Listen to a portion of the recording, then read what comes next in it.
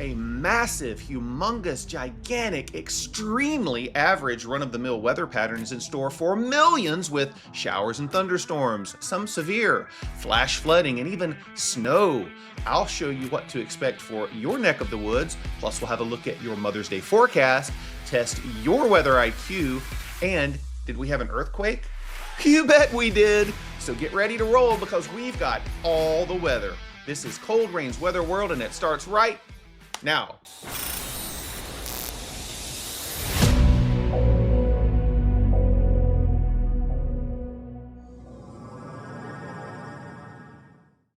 Hello, my friends, and welcome into Cold Rain's Weather World, the most exciting, brand new, fastest growing weather show on the internet. And thank you for being part of it. We are growing rapidly, over 500 subscribers now. And if you haven't subscribed to the channel, please go ahead and do so. You'll enjoy the content. We, of course, forecast the weather and give you all the weather information that you need, but we do some other fun things along the way too.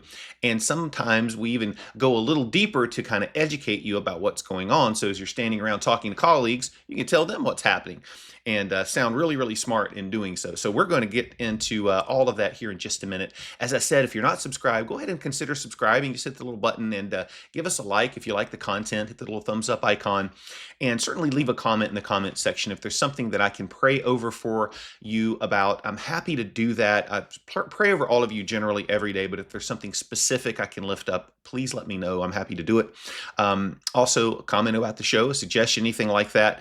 I'm happy to do that as well. So with that said, we always start the show by testing your weather IQ because we want to leave you smarter than when you came in. And so that is one of the claims that I make, and it is true.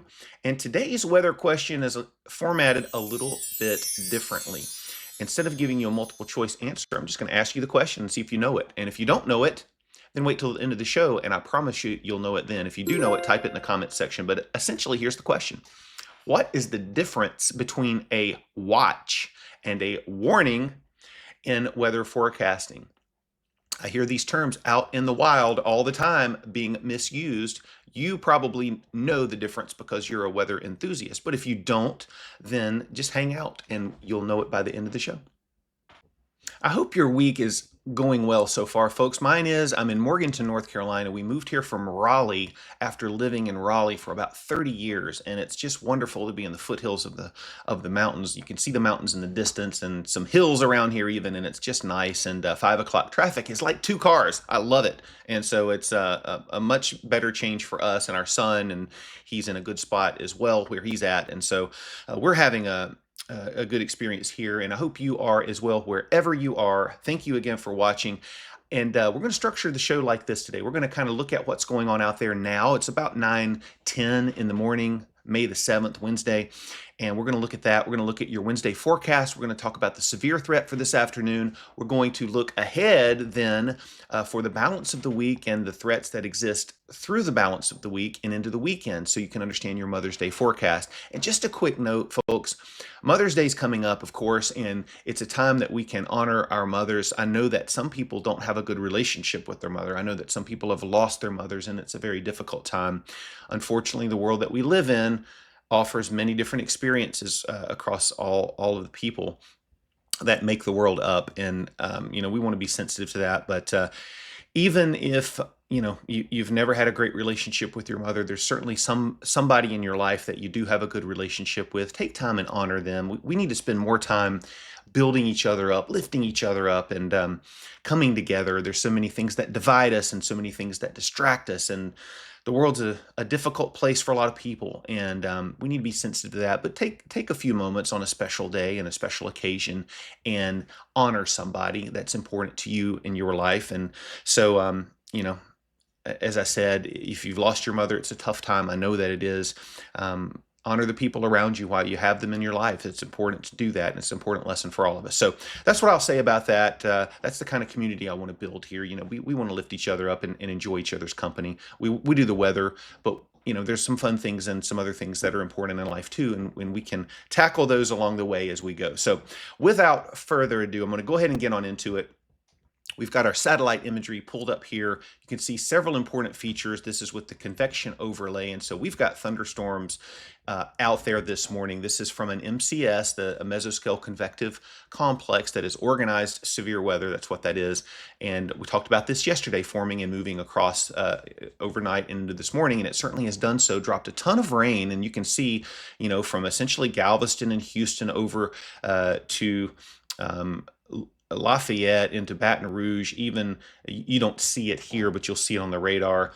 Even Gulfport into Pensacola are experiencing some rain. So along the Gulf Coast, we've seen multiple inches of rain, as much as 9 to 10 inches in spots. So flood warnings are up for Louisiana, as we thought they might be, and they certainly are. Flood watch is up for the entire area. Big cloud shield from this trough that's ejecting out of the southwest that's helping to cause all of this. You can kind of see that spin over Oklahoma. Clouds all over much of the southeast, with the exception of Florida.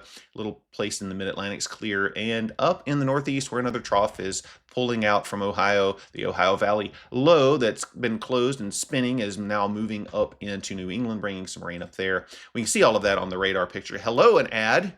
What are you doing there? You're not supposed to pull up there. There we go. A little bit of rain up near Seattle, down out here in the desert southwest.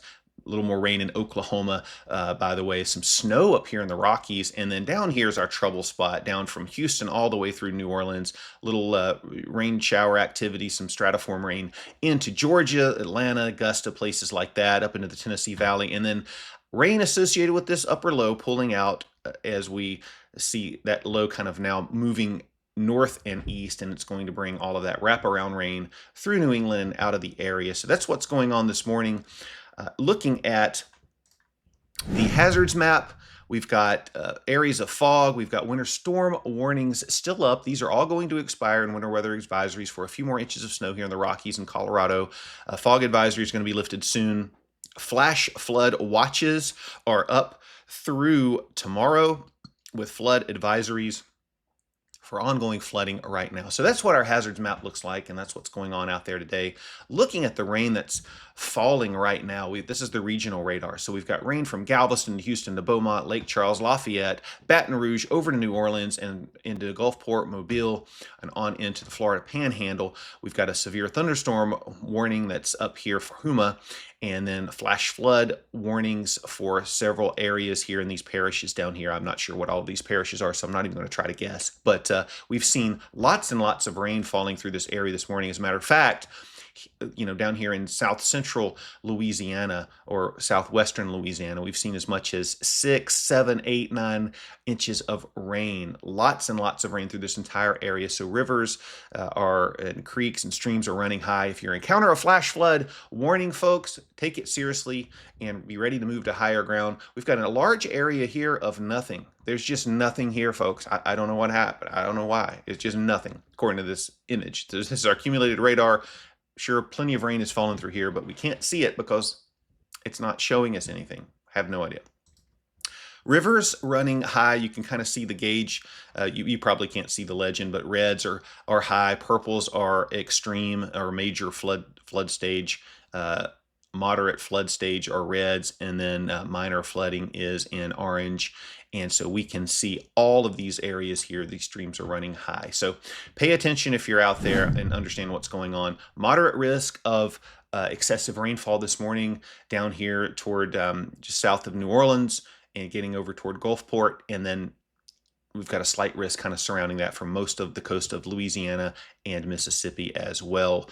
And so that area will see a slight risk tomorrow as well. So we're going to continuing to see conditions set up for training showers and thunderstorms with high water content. We're going to see efficient rainfall production, and certainly the Weather Prediction Center has outlined a fairly large area here of 3, 4, 5, 6 more inches of rain down here in southern Louisiana. That would include, of course, Baton Rouge and Lafayette, places like that, Gulfport, Mobile, Alabama, and then the western panhandle of Florida as well could see several inches of rain over the next 3 days. This is a 3-day map.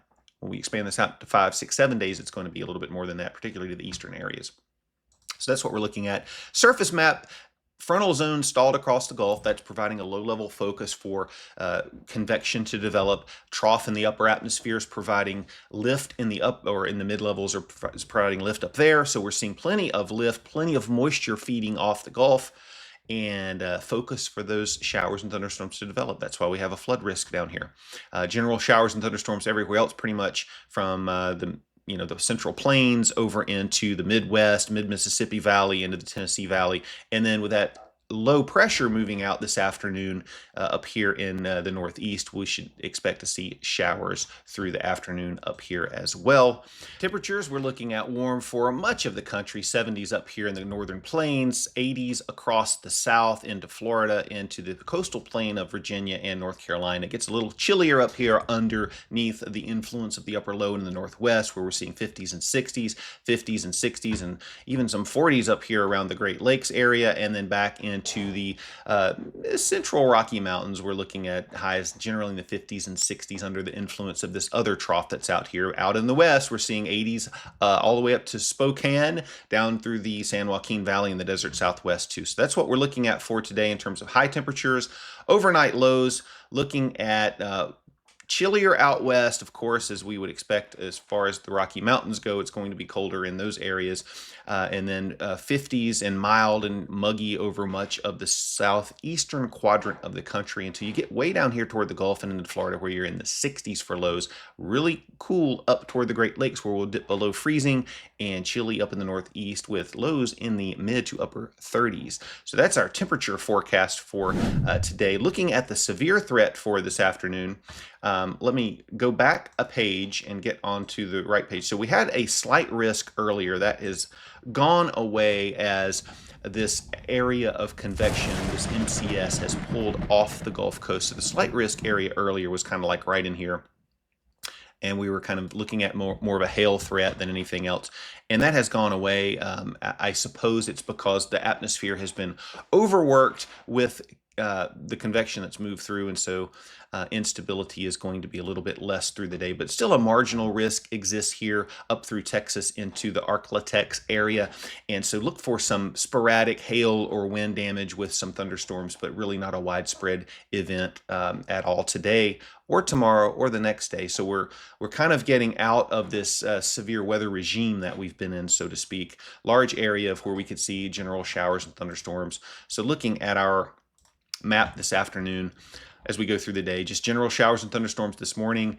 Showers over Oklahoma and Kansas, where we're seeing those showers this morning. A few showers up in the Pacific Northwest, but the bulk of the action will be in the Gulf Coast, around the Gulf Coast. And if we put this into motion this afternoon, you can see some showers and thunderstorms kind of light up around the southeast and the Arklatex region as we get through the day into the Rocky Mountains as well. So pulling up this area, this low pressure area up in the northeast, that's moving up on out of the picture, taking the rain with it as we go through the night. And so everything will kind of relax, and the pattern will produce less and less rainfall through the night as we get into the nocturnal cooling hours and so forth. So that's what's going on. I'm really stumbling all around as I'm trying to say that.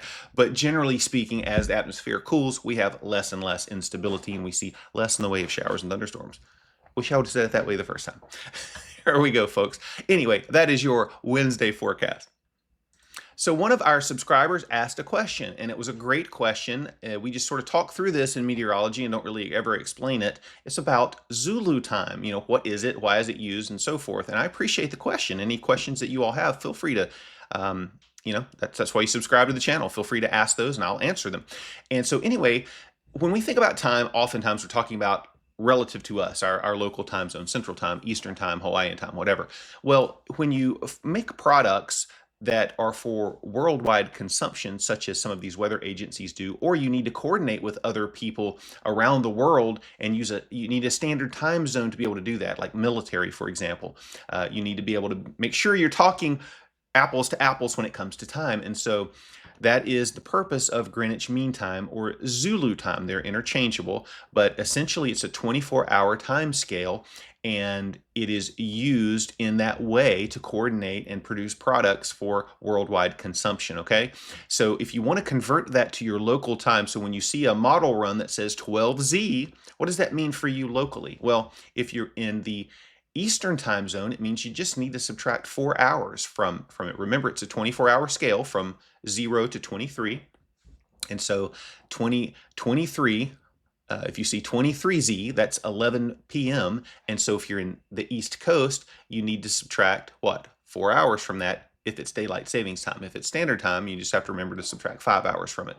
But in any event, if it's 2300 or 23Z Zulu, subtract 4 hours from it and you get 7 p.m. That's how you do that. So if you see a map that says 0Z, and you're in the East Coast and it's daylight savings time, subtract 4 hours and you arrive at 8 p.m. If you're in Central Time Zone, you need to subtract 5 hours, okay, 7 p.m. If you're in the Mountain Time Zone and Pacific Time Zone and whatever else, just subtract the number of hours that is appropriate there. So that's how that works, and now you can convert it, and you can search this out on the internet as well and find the conversion for your local time zone. But that's why the scale exists and what it is. Hope that helps.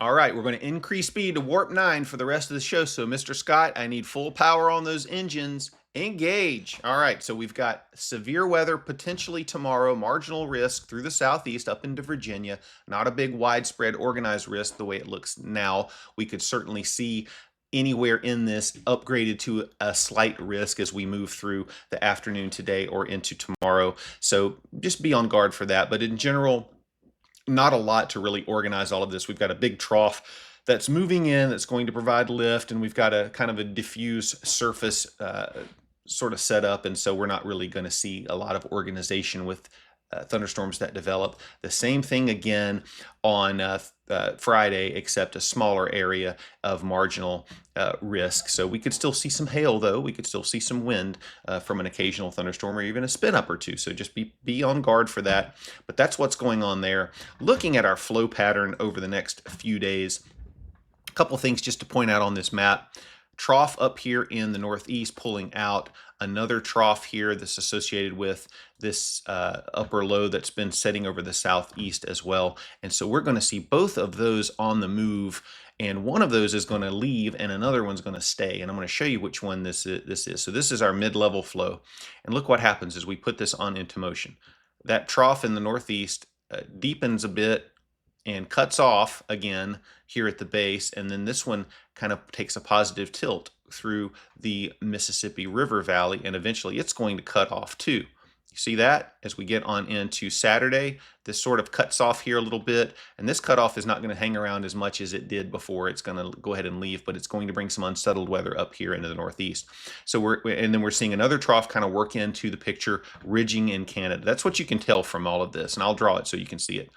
This trough up here is opening up. It's going to be swinging out toward the north and east. This one is just going to hang out. It's going to be trapped by this upper ridge in Canada. Then we've got another trough that's trying to push in, and it's going to do so very, very slowly because of this ridging in Canada. So that ridging in Canada sort of slows the whole pattern down. So as we go on into the weekend, Saturday into Sunday morning, this is Saturday evening now, we're at Sunday morning. See, 12Z Sunday, that's 8 a.m. Sunday morning. You see that? This cutoff is hanging out here in the southeast. Where that happens, when you have cutoffs hanging around, what do you have? Unsettled weather. When you see cutoff, think unsettled weather, particularly underneath that and to the east of it. Then we've got a trough coming in. So we're going to see what out here? To the east of troughs, we see unsettled weather. And then we've got this trough that is pulled out, and we're on the west side of that now in New England. So we should see your Mother's Day shape up very nicely. So the areas of concern for Mother's Day unsettled weather would be in the Pacific Northwest, somewhere up in here, and also underneath this cutoff anywhere along into the east of that, into the southeast. So these are the areas that I would be concerned about seeing unsettled weather, not really a massive severe weather outbreak or super duper flooding or anything, except maybe along the Gulf Coast. But that's what I'm looking at as we get on into the weekend. And so putting this into motion, this is Thursday morning, Thursday afternoon, showers and thunderstorms, in association with that trough over the southeast. We're going to see that take place. We might see that trough move in as we get on into the weekend up here and bring some unsettled weather. So watch that in the Pacific Northwest. That trough in the northeast is going to produce showers and storms, probably form a low pressure at the surface and really enhance the mid-Atlantic and northeast rainfall as we get on into Friday, late Friday into Saturday, and you can see that play out. So as we get on into Friday evening overnight, we see that low take shape, work into New England, general shower and thunderstorm activity across the southeast. We start to see showers push into the Pacific Northwest. And as we get into Sunday, so that's Saturday night, look here, it's Sunday morning, 8 a.m. Clear as a bell up here in New England, according to the European model. And ensembles kind of generally agree with this as well. And then just unsettled across the south, we go into Sunday afternoon. The bulk of the showers remain confined to the lower southeast. And that is what it looks like for your Mother's Day forecast. Taking a look at the temperatures through the course of the rest of the week. Let's get on a good display here so we can see. I'll drag this over. There we go. So this is Thursday. Much the same as Wednesday, except a little warmer here in the upper plains, cool across the northeast in the Great Lakes area, really warm in the southeast, 80s all the way in through from Texas up to the Delmarva region and then the desert southwest, including the San Joaquin Valley. We're looking at temperatures in the 80s, a little bit chillier in the Pacific Northwest. Putting this on out to Friday, much the same, really warming up out here in ahead of this inbound trough with the southwesterly flow. Much warmer up here where the ridging exists in Canada, up in the northern plains in the 80s. Starting to feel a little bit of the influence of that trough moving into the southeast with temperatures cutting back some in the Tennessee Valley, 80s, from essentially Raleigh southward and to the southwest. And then cool up with that trough up in the northeast. Saturday is going to continue the theme of cool in the northeast, warm in the plains, warm in the desert southwest, where we can start to see some hundreds creep into the picture. Man, it's going to be warm. It's too early for that. And then 70s pretty much everywhere else with exception of southern Texas and Florida. That is for Saturday. And then your Mother's Day forecast, very warm, even some 90s potentially showing up here in the northern plains. Hundreds continue in the desert southwest, starting to cool off with that trough moving in the Pacific Northwest, southern Texas, Florida, 80s, everybody else in the 70s except for Maine, where you have temperatures in the 50s. So that is your weekend forecast. Taking a look at the longer range pattern as we get out into next week, this low that's been persistent over the southeast will continue to persist for a couple of days next week. Looking out Tuesday, Wednesday, finally is pulling out. That ridging starts to move in Canada. This trough comes into the east, moves east from the west coast, brings unsettled weather into the west. And then we start to get into a flatter pattern as we go way out in time. And there's some conflicting signals about that. So we're going to watch that as we go on out. Footprint for the heaviest rainfall is over the southeast, as you would expect, back in toward the mid-Mississippi River Valley. The bulk of this is a 2-week accumulated total along the East Coast is up into Maine. That most of this is falling on the front end of the period, so in week 1. And that's pretty much where your footprint is. And if we look at the 6 to 10 day forecast that's starting early next week and then beyond, much above for the central plains up toward the Midwest and Great Lakes, below in the east, near normal temperatures in the southeast, Hawaii and Alaska. Alaska is below normal to near normal, and Hawaii is above normal. Looking at precipitation, our trough in the east or the west is going to push in, bring some rain out there. So California, northwest, you're going to be above normal. Trough in the southeast is going to make conditions wet in the eastern portions of the southeast, and then below in the New England areas and down in Texas as well. So that is your longer range forecast. No updates to our volcanic ring of fire that we're watching. Our 4 active regions still remain active. Nothing new is added, but we had an earthquake in Virginia yesterday, a 3.0 magnitude. Some people felt some shaking. As a matter of fact, this little news article, there's a video on it, but it talked about it in Dillon, Virginia. So there was a shake and people felt it in North Chesterfield, Colonial Heights, and in the Fan District in Richmond. So people heard the earthquake, they felt the shaking. It's a little unusual to have earthquakes up here, but they do happen from time to time. So we saw that. Looking at the solar activity, check this out. So we had a couple of filaments erupt, and you can see those. Watch the disk. There's one down there. Watch this. Boom, up here. So you see that? Filaments, they weren't facing Earth, so we don't have any CMEs directed to us. But look, boom, way up here, there's one,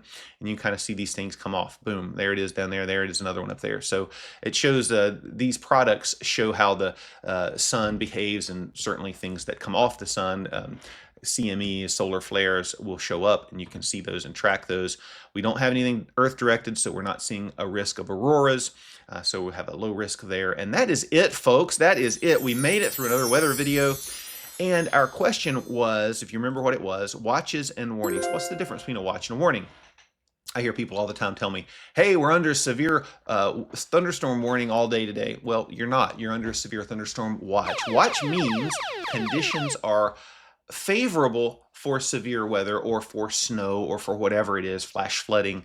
And it doesn't mean anything's happening right now or imminent, but it means that something is possible and conditions are favorable for whatever it is being forecast. A warning means something is happening, it is imminent, take cover, take action, prepare. A tornado warning means seek cover right now. Flash flood warning means get to higher ground. A winter storm warning means prepare, have food, have, power, batteries, things like that. So that is the difference between a watch and a warning. A watch means get ready. A warning means take action. Okay, that's how you can think of it. So that's it for the day, folks. That's it for the show.